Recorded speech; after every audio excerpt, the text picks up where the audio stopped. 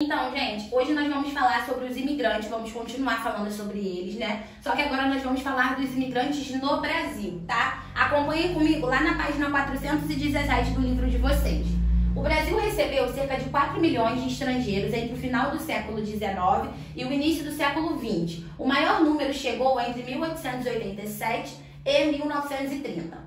Inicialmente, os italianos foram o maior grupo europeu que veio para o Brasil, tá? A grande maioria se instalou no estado de São Paulo. Gente, São Paulo, a cidade de São Paulo, ela tem vários bairros divididos. Aí, por exemplo, tem o bairro lá chinês, né, que é o bairro da Liberdade. Tem o bairro italiano, tá? Então, assim, os restaurantes vendem as comidas típicas, tá? É muito interessante de vocês verem. Se vocês puderem entrar no Google e colocar lá, fazer essa pesquisa, vocês vão conseguir visualizar melhor, tá? Os portugueses formaram a segunda maior população, além dos vários outros grupos de imigrantes, como japoneses e sírio-libaneses, tá? Os trabalhadores estrangeiros, em geral, camponeses ou operários de fábricas que foram atraídos pela propaganda do governo brasileiro, prometendo facilidade como contrato de trabalho, pagamento da passagem do navio, moradia e, em muitos casos, terras para plantar. Galera, preste atenção nisso aqui. O governo brasileiro fez uma propaganda, só que infelizmente essa propaganda era o quê? Um pouco enganosa, porque essas pessoas vieram pra cá em busca de melhores condições de vida, só que chegaram aqui e não encontraram todos esses benefícios aqui que eles viram, tá? Eles receberam a passagem para poder vir, aquela coisa toda, mas assim, recebiam muito mal uma moradia e comida em troca do trabalho da mão de obra deles, tá bom? A gente já falou sobre isso na última aula.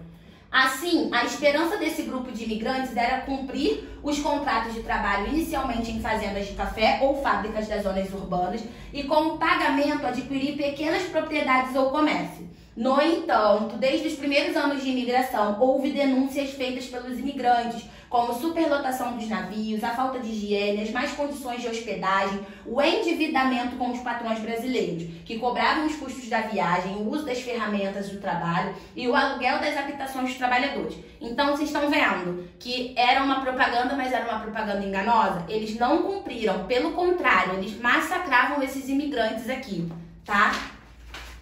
Depois vocês vão poder, responder esses exercícios de acordo com o que vocês leram, tá? Para fechar, vamos ver lá. Devido ao excesso de denúncia contra os patrões, o governo italiano proibiu a imigração, lá no ano de 1902, tá? E se fazia acordos de pagamento de passagem de navios e garantia a hospedagem de trabalho. Eles suspenderam isso, não deixaram mais isso acontecer. E os italianos que queriam migrar para o Brasil, eles teriam que vir por conta própria. Eles não permitiam mais que o governo brasileiro pagasse a hospedagem desses imigrantes, tá? Logo aqui nós vamos ver os imigrantes no campo, como é que era o trabalho deles, e depois na cidade. No campo, houve casos de sucesso no processo de imigração para o Brasil. Apesar das dificuldades, alguns conseguiram conquistar propriedades. Gente, a minoria, tá? Depois, lá nas cidades, no final do século XIX, o nosso país vivenciou o processo da modernização urbana e industrial. E assim, no século XX, muitas cidades já haviam crescido e se estruturado, tá? As cidades, elas atraíam muitos imigrantes. Parte deles se dedicava às atividades artesanais, outros como profissionais liberais, médicos, professores, advogados, e haviam também aqueles que trabalhavam nas indústrias, tá? Os imigrantes, eles passaram a trabalhar nas indústrias e moravam em vilas, que eram chamadas Vila dos Operários.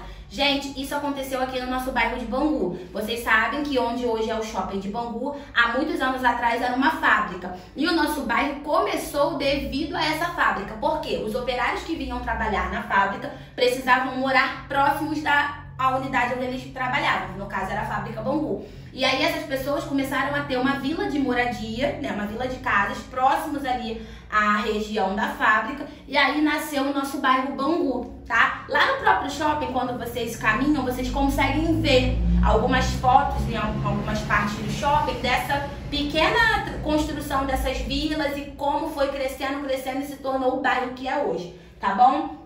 Aqui tem algumas fotos para vocês poderem ter uma ideia. E vocês irão terminar de fazer essa leitura para poder responder às atividades, tá bom? Qualquer dúvida, chama a tia Joyce lá no grupo.